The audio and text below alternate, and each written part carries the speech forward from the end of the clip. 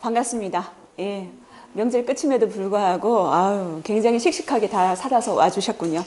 자, 오늘 제가 여러분한테 들려드리는 재미있는 세계사 이야기는 진시황제에게 배우는 천하통일의 지혜. 이걸로 여러분하고 이제 만나보도록 하겠습니다.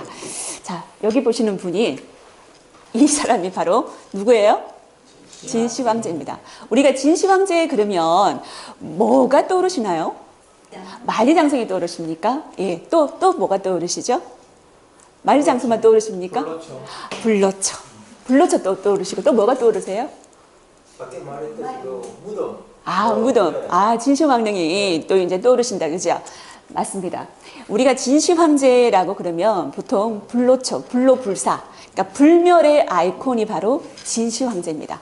그러니까 진시황제는 왜 불멸의 삶을 살고자 했을까요? 자, 오늘 제가 여러분들한테 이 진시황의 어떤 전생애를 들려드리면서 이 사람이 과연 추구하고자 했던 그 천하통일, 그 방법, 그 지혜를 여러분하고 같이 공유 한번 해봤으면 좋겠습니다. 이 진시황제 같은 경우는 13살에 왕위에 오르게 됩니다. 그러면 이 중국의 이 왕은 왕위에 오르면서 가장 먼저 하는 일이 뭐냐 하면 자기 무덤을 조성하는 거예요. 그러니까 진시황제가 13살에 왕이 되어가지고 언제 그 서거를 하시냐 하면 나이 50세에 서거를 하십니다. 그러니까 37년 동안 이 무덤을 조성하게 되는 거죠. 그러니까 조금 전 김선생님께서 이 진시황릉에 가보셨다고 하는데 그 무덤이 규모가 대단하다고 했죠. 그죠? 37년 동안 아마 40년, 50년 재위 기간이 더 길었다 그러면 이 무덤의 크기, 그 규모는 더 커졌겠죠. 그죠? 그래서 진시황릉 속에 들어가 보셨습니까? 못 들어가 봤죠. 아직까지 진시황릉은 발굴되지 않았습니다. 한번 보겠습니다. 진시황릉이 어떤지. 이게 진시황릉이에요. 진시황릉처럼 보이면 왕릉처럼 보여요? 예, 무덤처럼 보이십니까? 산처럼 보이죠? 예, 산은 산 위로 돼 오르지 못하는 산이 바로 진시황릉입니다. 여산에 있다 그래서 여산릉이라고 하기도 하죠. 자, 그러면 이 진시황릉 같은 경우는 자, 전체적으로 위에 드론으로 보면은 이런 모양으로 우리가 전체를 조망할 수가 있습니다. 그 규모에 감탄하게 되겠죠, 그죠? 자, 그러면 이 규모가 대충 어느 정도 되는지 한번 살펴볼까요? 한 변의 길이가 뭐 350에서 한 500 가까이가 됩니다. 그러니까 전체 총 둘레가 한 446, 한 1600m가 될 거예요. 전체 둘레가.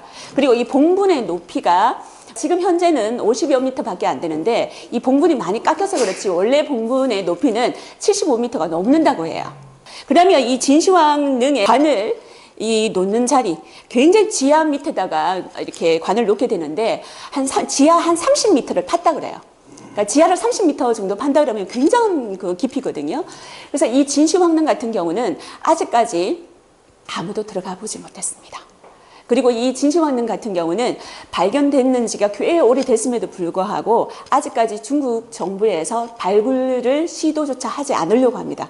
왜냐하면 발굴이 곧 파괴이기 때문이죠.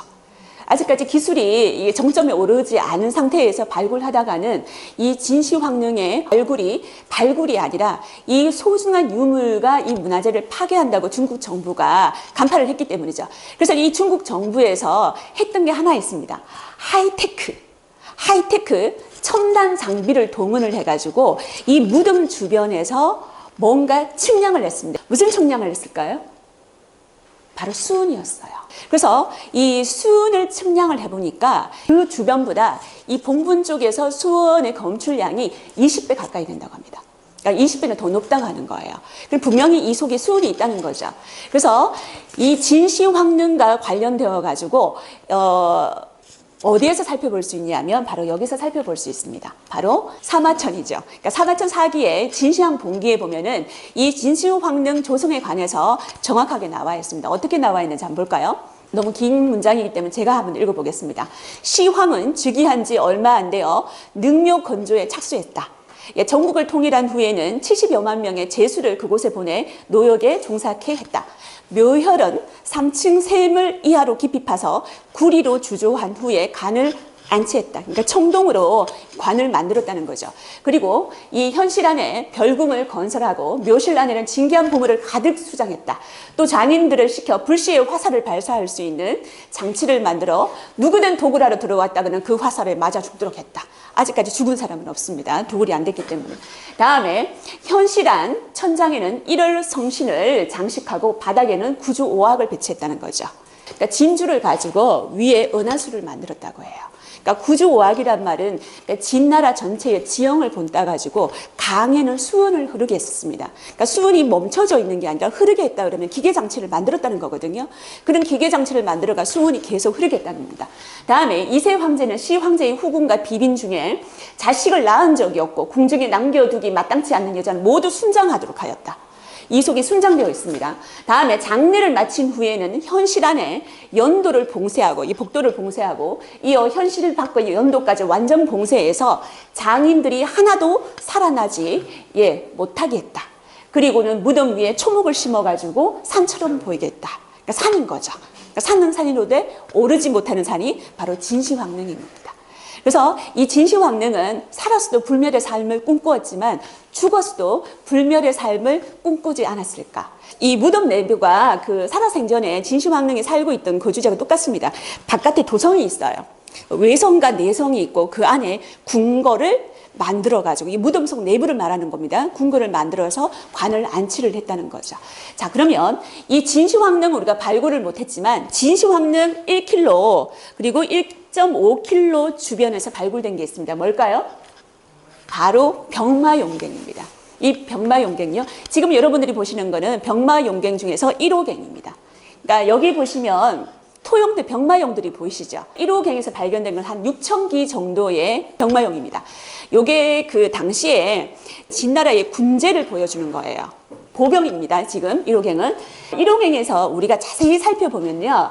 그러니까 병마용들을 자세히 살펴보면 그 얼굴 모습이 전부 다 제각각이라는 거죠. 하나도 닮은 사람이 없다는 겁니다. 그러니까 사람의 실물 크기하고 똑같습니다. 그리고 머리 모양도 갑옷 모양도 굉장히 디테일하게 되어 있어요. 그래서 어떤 그 외국의 학자가 진짜 얼굴이 다 다를까? 6,000기가 그래도 닮은 사람이 없을까? 그래서 진짜 조사를 해봤대요. 그러니까 얼굴은 닮을 수가 있잖아요. 그죠? 근데 사람의 귀는 절대로 닮을 수가 없대요. 그러니까 선생님 귀하고 제 귀하고 다른 거예요. 선생님하고 제 귀하고 또 다른 거예요. 그래서 귀를 보니까 여기 귀를 한번 봐주시겠습니까? 전부 다 달라요. 그러니까 병마용의 귀가 다 다르다는 겁니다.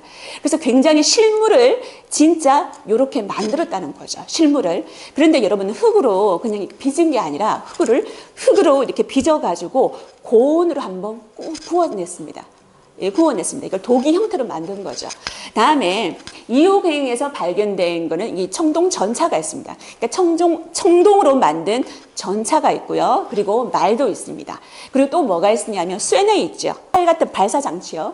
그런 쇠뇌도 이 2호갱에서 발견되었습니다. 그리고 3호갱도 지금 발굴 중인데요. 그는 그러니까 진시황 당시의 어떤 그러니까 지휘 본부, 그러니까 군대의 지휘 본부가 바로 3호갱에 있다고 합니다. 자, 여기에 보면 굉장히 우리가 디테일에 한번 더 놀랍니다. 그러니까 여기 병마용갱에 가면요. 그 규모에 한번 놀라지만 그 디테일에 2번 놀란다고 하죠. 자, 다음에 한번 봐주시겠습니까? 여기 갑옷에 보면은 이 갑옷 철갑 하나하나를 연결하는데 이 목 같은 게 있어요. 그 못 하나도 굉장히 디테일하게 만들었습니다. 원래 이 병마용은요, 제일 처음에는 전부 다 채색이 다 되어 있었습니다. 근데 이 세상에 드러난 순간 이 채색이 다 빛에 발해진 거죠. 약간 이 채색된 게 보이시죠? 되게 보이시죠? 자, 그리고 여러분들이 보셔야 될 게 뭐냐면 이 사람이 신고 있는 군화입니다. 바닥을 한번 보세요. 이 군화 바닥까지 디테일하게, 그 문양까지 디테일하게 다 새겨 넣었다는 겁니다. 그러니까 디테일의 미학을 우리가 볼 수 있다는 겁니다. 아까 제가 2번 놀래켰는데 3번 놀래킬 게 더 있습니다. 아직까지 병마용갱의 발굴이 남아있다는 거죠. 그러니까 4호갱, 5호갱, 어쩌면 6호갱, 7호갱까지 있다는 거죠. 그러니까 이들이 하는 역할이 뭐냐면 저정에서, 그러니까 사후 세계에서 누구를 지켜라? 진시황을 지키는 존재인 거죠. 자, 그러면 이런 진시황, 이 진시황제가 꿈꾸는 세상, 그러니까 우리가 진시황에서 배우는 천하통일의 어떤 지혜를 제가 지금부터 여러분한테 이야기 한번 해보고자 합니다. 제일 첫 번째, 다 같이 한번 읽어볼까요? 양정은 관적으로 성화시켜라.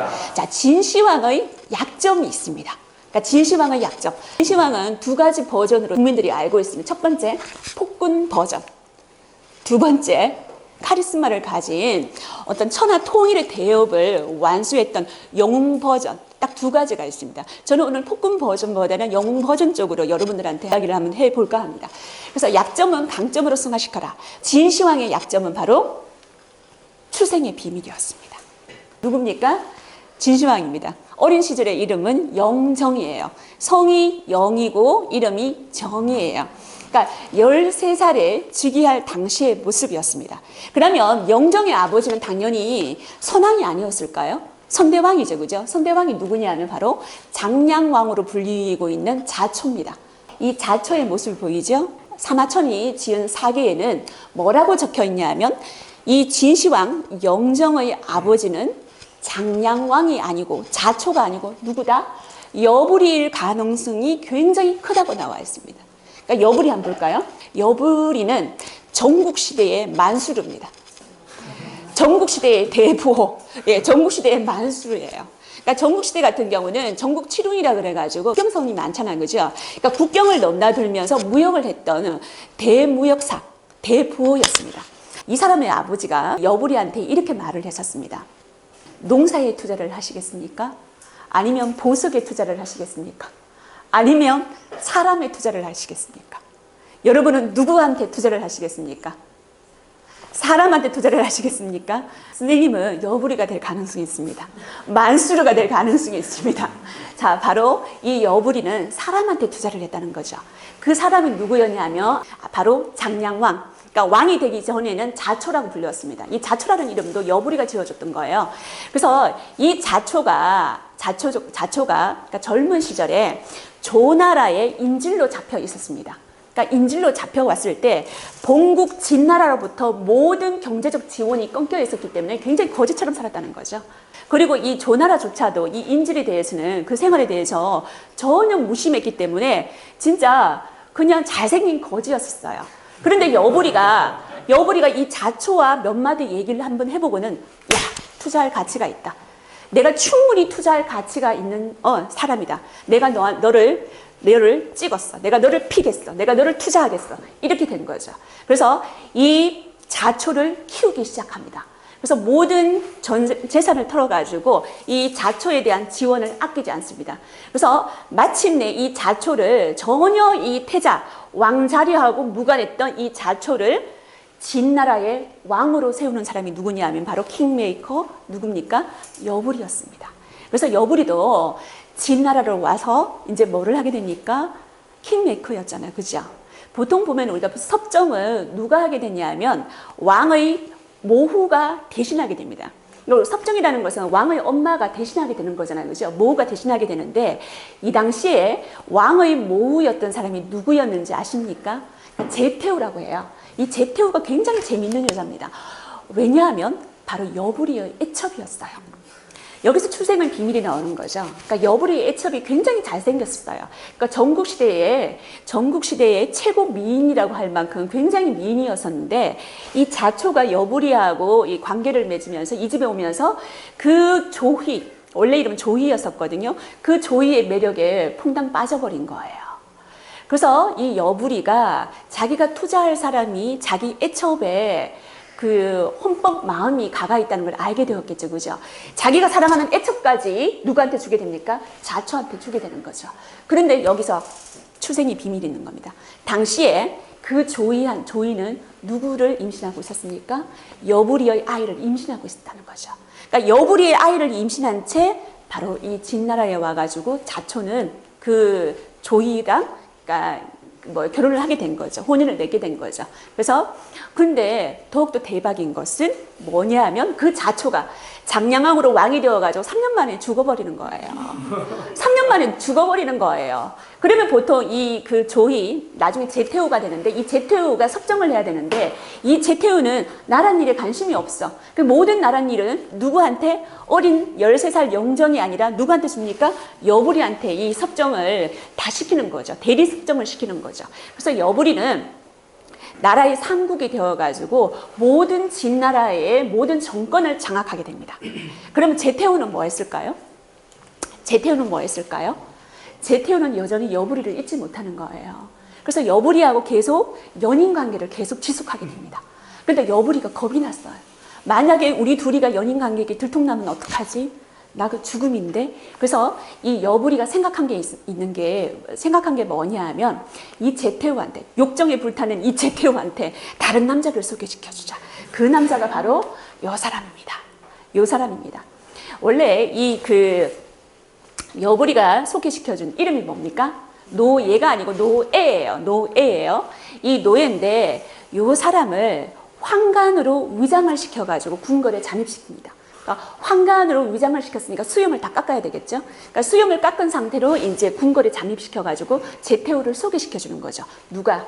여부리가. 근데 이 노예를 보는 순간 제태후가 넘어갔습니다. 어떻게 넘어갔어요? 뻥 넘어갔습니다. 그러니까 그래서 이 둘 사이에는 아이까지 가지게 됩니다. 2명의 아이까지 있게 되는 거죠. 근데 이 노예가 제태후의 권력을 믿고 제태후의 백을 믿고 어떻게 해요? 권력에 또 다른 야심을 보이기 시작하는 겁니다. 그래서 나중에는 반란을 일으켜요. 바로 이 노예의 반란이죠. 그래서 기원전 238년에 이 노예가 자기가 데리고 있는 식객이 3,000명이 넘습니다. 이 식객 3,000명을 데리고 이 진시황이 있는 함량으로 전부 다 돌진을 하게 되는 거죠. 찾아오게 되는 거죠. 이 시기가 바로 진시황한테는 가장 큰 위기였습니다. 가장 큰 위기였죠. 목숨조차도, 나라의 흥망조차도 지금 알 수 없는 굉장한 위기였습니다. 이 위기 상황을 진시황은 어떻게 기회로 반전을 시키는 거예요. 노예의 반란을 진압합니다. 누구를 시켜서? 여부리를 시켜서. 여부리를 시켜서 노예 반란을 진압합니다. 이 노예는 어떻게 되었을까요? 이렇게 됐습니다. 거열령에 처해지게 되는 거죠. 그러니까 찢어 죽이는 거죠. 그리고 난 다음에 이 여부리의 그 친자 그 2명, 다시 말해서 그 진왕 영정의 배다른 동생이 되죠. 그죠? 그 2 동생도 죽입니다. 그리고 3족을 멸합니다. 그리고 이 그 노예 반란에 동원이 되었던 식객 3,000여 명도 전부 다 죽여버려죠. 그래서 반란군을 죽인다는 것은 왕한테는 굉장히 적이 없어진다는 거죠. 그죠? 왕권을 강화할 수 있는 절호의 찬스라는 겁니다. 또 하나, 이 진왕 영정한테는 또 한 명의 적수가 있었죠. 노예가 말고 누구였습니까? 여부리였습니다. 그러니까 여부리 같은 경우는 그 최고의 권력자죠. 그러니까 진나라의 최고의 권력자인데 중요한 것은 이 사람한테도 약점이 있죠. 이 반란을 일으킨 노예를 제태후한테 소개시켜준 사람이 누구예요? 여부리였잖아요. 그 책임을 물어가지고 여부리를 저기 먼 촉나라로, 그 촉지방으로 유배를 보내요. 유배를 보내고 압박을 하게 되는 거죠. 그래서 거기에서 이제 할 수 없이 여부리는 자결을 택하게 됩니다. 그래서 여부리를 제거하고 노예를 제거하고 마침내 진시황은 진나라에서 진정한 최고의 권력자가 되는 겁니다. 왕이 된 지 딱 10년 만이었습니다. 그래서 어쩌면 진시황이 출생의 비밀이 약점이 될 수도 있었는데 왕권을 강화하는 절호의 강점이 된 거죠. 그래서 약점을 강점으로 승화시키는 게 바로 천하통일의 첫 번째 지혜였습니다. 다음에 2번째 볼게요. 바로 오랑캐에게 배우는 겁니다. 그러니까 진나라의 위치를 한번 볼까요? 진나라의 위치를 자세히 한번 살펴보시면요. 진나라 한번 찾아봐 주세요. 어디쯤 있습니까? 예, 저기 왼쪽 서쪽 지방의 변방에 위치하고 있죠. 그러니까 전국 7웅 중에서 제일 왼쪽에 서쪽 변방에 위치하고 있습니다. 그러면 변방 왼쪽에는 또 뭐가 있을까요? 바로 흉노, 월지, 강, 저족이라고 하는 북방의 유목민족들이 있다는 거죠. 이 사람들은, 이 민족들은 이 중국 사람들한테 뭐라고 불렸냐면 오랑캐라고 불렸습니다. 서융이라고 불리기도 하고 견융족이라고 불리기도 했는 오랑캐였다는 거죠. 근데 그 오랑캐하고 가장 인접해 있던 진나라는 다른 전국의 6개의 나라들한테 뭐라고 이렇게 불리어졌냐 하면은, 야, 너희들도 똑같은 오랑캐다. 뭐 오랑캐하고 똑같이 붙어 있잖아. 아유, 저는 야만인. 그러면서 멸시를 당했다는 거죠. 멸시를 당할 수밖에 없었습니다. 굉장히 나라가 후진적이었거든요. 근데 이때 이 진나라는 어떻게 하냐 하면, 이 왼쪽에 있는 유목민족들하고 싸워요. 싸우면서 뭐가 커집니까? 맷집이 커지겠죠. 맷집이 커집니다. 그리고 싸우는 걸로 끝나지 않고 그들로부터 유목민족들이 제일 잘하는 게 뭐예요? 말 타는 거죠. 기마술을 배웁니다. 기병을 양성하는 거죠. 다른 나라들이 보병이 우선이었다면 이 진시황이 이끌고 있는 이 진나라는 뭐가? 바로 기병을 만들어냈다는 거죠. 기마술이라는 어떤 전술을 만들어냈다는 겁니다. 그래서 오랑캐한테 이 진나라는 배웠다는 겁니다. 수용을 했다는 거죠. 개방적인 자세가 있었다는 겁니다. 다음에 기마술 도입을 했죠. 자, 그래서 제가 지금까지 진시황제의 어떤 성장 과정과 그리고 그 오랑캐라고 멸시받던 어떤 진나라의 어떤 성장에 대해서 얘기를 했습니다. 우리도 어쩌면 주변에 보면은 아무것도 아닌 사람 있죠. 존재감이 없는 사람 있잖아요. 왕따인 그런 것 같은 그런 사람이 있었잖아요. 그죠? 언젠가 그런 사람이 큰일을 해냅니다. 누구처럼요? 진시황제처럼요. 어느 나라처럼요? 진나라처럼요. 그래서 여러분들이 주변에 존재감 없이 아무것도 아닌 것 같은 사람 한 번 좀 여러분들이 눈여겨보아 주시면 좋겠습니다. 다음에 두 번째, 진시황제에게 배우는 천하통일의 지혜. 두 번째 바로 인재영입에 국경은 없다. 국경은 없다. 인재영입에 국경은 없다. 한번 볼까요? 자, 진시황제뿐만 아니라 그 선대 때부터 이 진나라는 굉장히 인재 영입을 많이 했습니다. 또 주변국들한테요. 이 당시에는 뭐 제자백가가 있어가지고 굉장히 그 인재를 각 나라들이 인재를 뽑는 그런 시기였지만 진나라는 이런 사람들을 바로 인재로 픽을 했다는 거죠. 발탁을 했다는 거죠. 제일 첫 번째 사람이 바로 진효공 때, 진시황의 선대 할아버지가 되십니다. 그러니까 진효공 때의 법가사상가 바로 상황입니다. 이 사람은 어느 나라 출신이에요? 위나라 출신입니다. 위나라 출신인데 이 상황이 드디어 진나라에 와서 상황의 변법을 시행을 합니다. 그래서 이 당시에 상황이 변법을 시행을 하려고 했는데 백성들이 아무도 믿지 않았어요. 야, 네가 뭐 한다고? 야, 너 뭐 하겠니? 뭐 이런 식으로 아무도 믿지 않았거든요. 그래서 상황이 했던 방법이 있습니다. 저작거리에 나가가지고 큰 장대를 하나 꼽아 놓습니다. 그 장대에다가 뭐라고 적혀 놓냐 하면 요 남쪽에 있는 장대를 요쪽에 있는 북쪽으로 옮기면 금 50냥을 줄게라고 적어 놨습니다. 장대를 여기에서 저기로 옮기는데 금 50냥을 준다고 합니다. 아무도 믿지 않았어요. 에이, 설마 여기서 장대 저기 옮기는데 50냥 주겠어? 그런데 꼭 그런 사람 있잖아요. 미친 척하고 한번 해보는 사람. 미친 척하고 한번 해보는 사람. 그 사람이 진짜 장대를 여기에서 저기까지 옮긴 거예요. 그러니까 진짜 이 상황이 금 50냥을 딱 주는 겁니다. 사람들이 이때부터 믿기 시작한 거죠. 아, 상황의 변법. 우리가 따라야 되겠다. 믿어도 되겠다. 그래서 법질서를 바로 상황을 통해 가지고 진나라가 확립을 하는 겁니다. 그래서 이 상황 같은 경우는 오가 작통법이라 그래가지고 당시에 진나라는 굉장히 못 살아가지고 토굴 생활을 했다 그래요. 토굴에서 1대, 2대, 3대가 한꺼번에 어울려서 살았는데 전부 다 토굴 속에서 나오라고 합니다. 그래가지고 5명씩 5집을 전부 다 이게 조직을 해요. 5가를 만드는 거죠. 그래서 오가 작통법이라 그래가지고 5집을 만들어가지고 하나의 구획을 만들어가지고 한 집에서 한 명씩 병사를 각출하게 만듭니다. 병사를 꼽아놓게 하는 거죠. 그래서 거기에서 이제 군대를 양성하게 되는 겁니다. 그러니까 여기 또 이제 상황이 되게 중요한 게 뭐냐 하면 당시 이 시기 때 신분제를 타파했다는 것은 엄청난 겁니다. 그리고 이 신분제대로 이 군대를 이끌어가는 게 아니라 능력 위주로. 예를 들어서 전쟁에 나가가지고 이 적군의 목을 얼마만큼 많이 따왔느냐에 따라가지고 그 사람한테 계급이 달라진다는 거죠. 계급이 달라지는 거죠. 순전히 능력 본위의 사회로 만든 사람이 누구냐 하면 바로 상황이었습니다. 이 사람은 위나라 출신이었어요. 다음에 두 번째, 이 사람이 또 대단한 인물입니다. 대운하 건설의 1등 공신 누굽니까? 정국이에요. 토목기술자인데 이 사람은 어디에서 왔습니까? 한나라 출신이에요. 그러니까 진나라 바로 옆에 한나라가 있죠. 근데 이 사람은 알고 보니 간첩이었습니다. 한나라에서 파견했던 간첩이었습니다.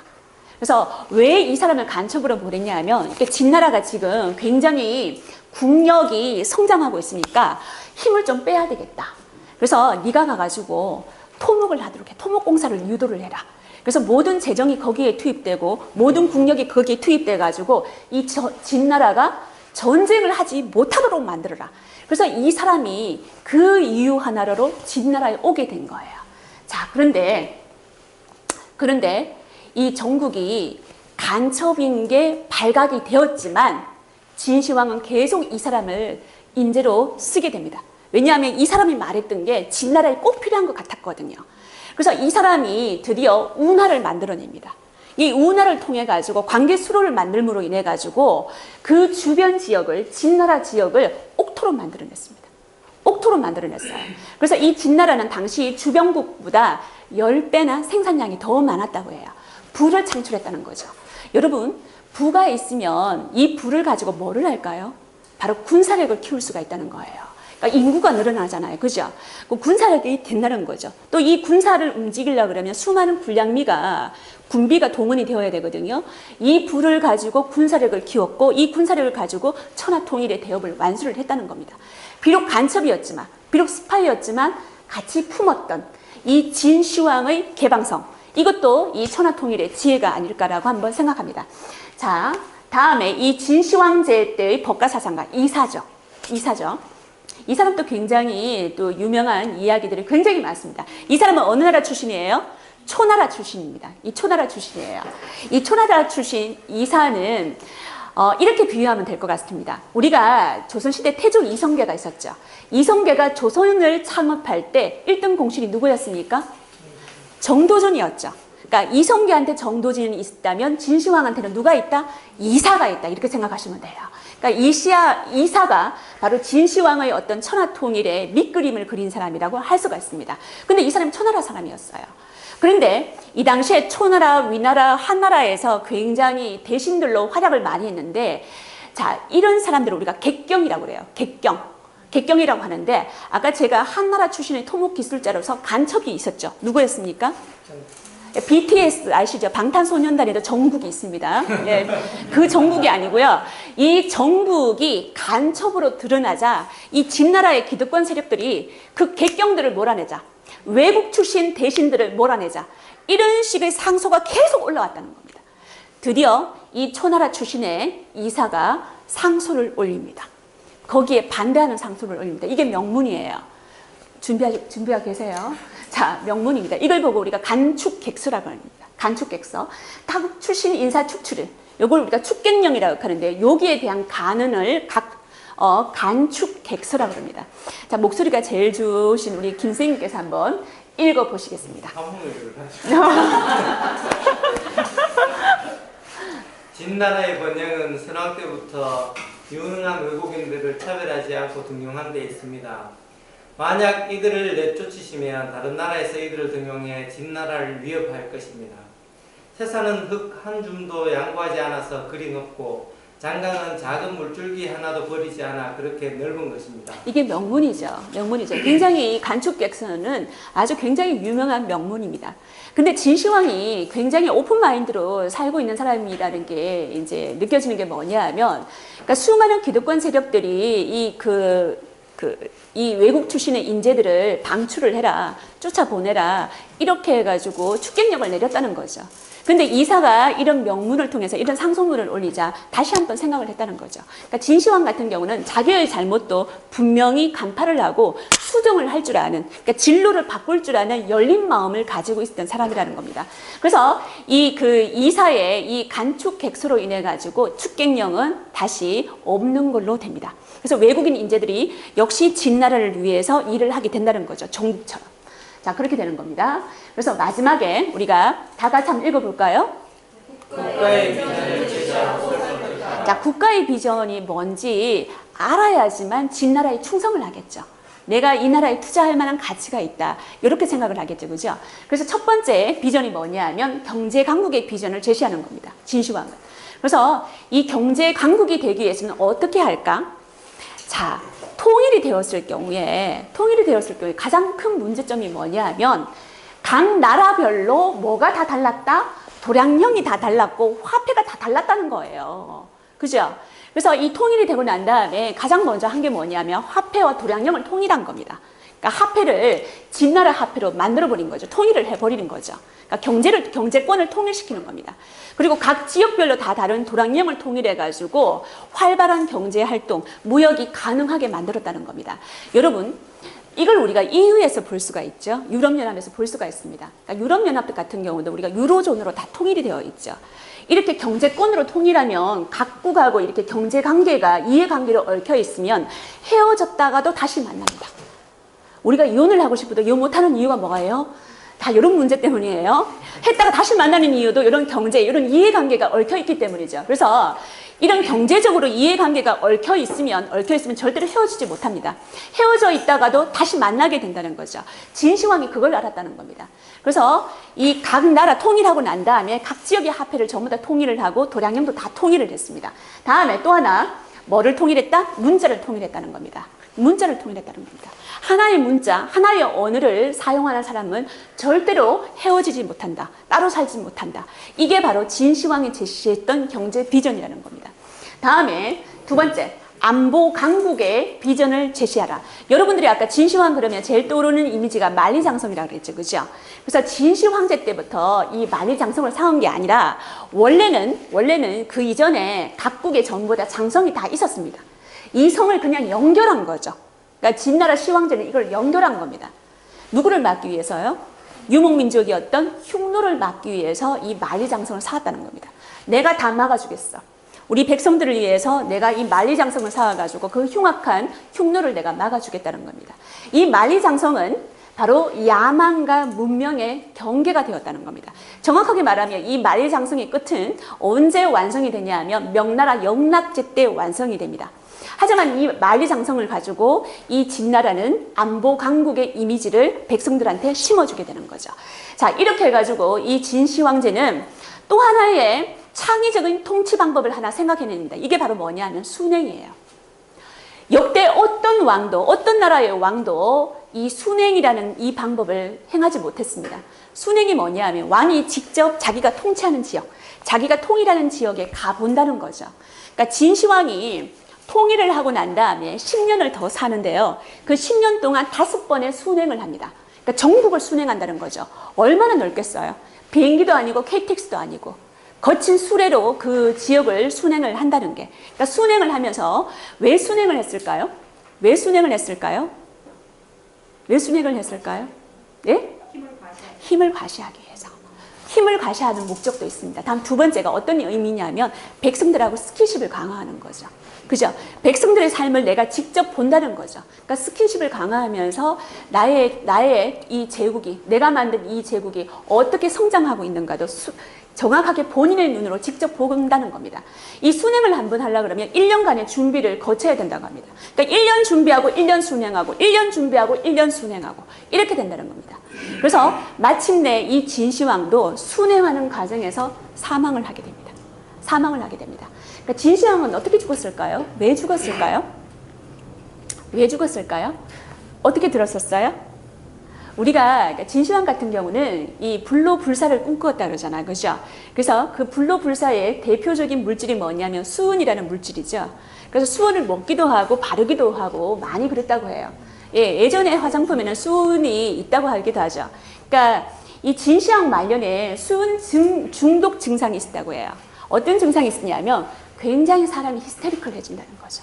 히스테리컬해진다는 거예요. 히스테리를 부린다는 거죠. 또 하나, 이 순행을 5번이나 하면서 굉장히 지쳐 있었다는 겁니다. 과로사를 했다는 거죠. 그래서 마침내 이 마차 안에서 숨을 거두게 됩니다. 불로불사를 꿈꾸었던 진시황 50살에 죽습니다. 예, 50살에 죽게 됩니다. 그래서 자, 지금까지 여러분은 저하고 함께 진시황에게서 배우는 천하통일의 지혜에 대해서 살펴보았습니다. 다 같이 한번 우리 정리 한번 해볼까요? 제일 첫 번째, 자, 뭘까요? 다 같이 한번 읽어봅시다. 일기를 위해로 바꿔라. 두 번째, 인재 영입에 국가의 명령을 걸어라. 세 번째, 국가 비전을 제시하고 설득하라. 자, 진시황은 이런 지혜를 가지고 천하 통일을 했지만, 자, 우리는 어떤 지혜를 가지고 남북 통일을 할까요? 여러분이 진시황이 되어서 그 지혜를 한번 고민 한번 해보시기 바랍니다. 오늘 여기까지 하도록 하겠습니다. 감사합니다.